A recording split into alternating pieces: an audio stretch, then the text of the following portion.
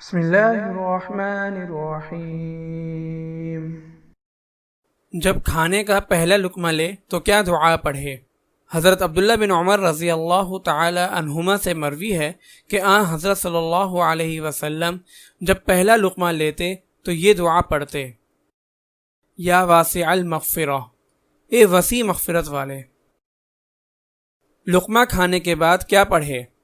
حضرت انس رضی اللہ تعالی عنہ سے مروی ہے کہ حضرت صلی اللہ علیہ وسلم نے فرمایا: اللہ تعالی اس بندے سے خوش ہوتے ہیں جو ایک لقمہ کھائے تو الحمدللہ کہے اور ایک گھونٹ پانی پیے تو الحمدللہ کہے۔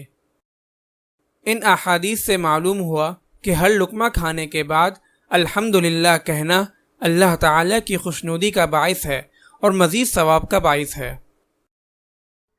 اگر آپ اس صدقہ جاریہ میں شامل ہونا چاہتے ہیں تو چینل کو سبسکرائب کریں اور لائک اور شیئر کرنا نہ بھولیں۔ جزاک اللہ خیرا۔